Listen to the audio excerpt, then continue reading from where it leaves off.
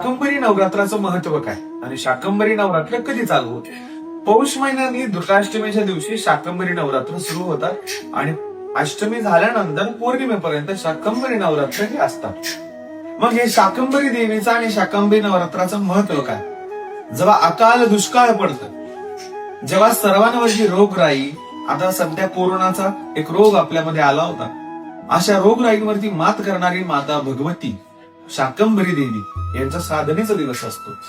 ज्यांच्याकडून आपल्याला हे घालायला वस्त्र, खायला अन्न, ज्या प्रकृतीमधून मिळतं, ज्या निसर्गामधून मिळतं, ते म्हणजे माता भगवती शाकंभरी.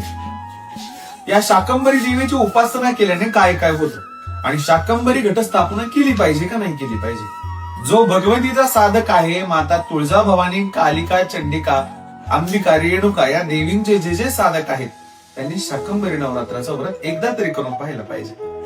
हे व्रत कसं करायचं असतं? देवीचा शाक पद्धतीने भाजीपाला जो असतो तो अर्पण केला जातो.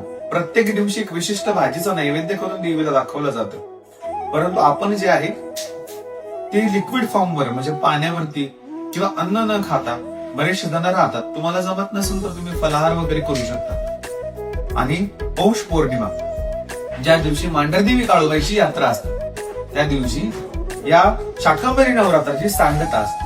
देवीला निवद बोन करून माता भगवतीची परडी हिरव्या भाजीपाल्याने भरून ही व्रताची सांगता करायची असते आणि सर्व प्रकारच्या भाज्या जे वर्षभर खाणार आहेत त्या भाज्या भगवती पुढे प्रस्तुत करायच्या असतात. अशा पद्धतीने शाकंभरी नवरात्र करणाऱ्या माणसाला धन, ऐश्वर्य, वैभव आणि आरोग्य लाभतं. ओम काली जय भवानी.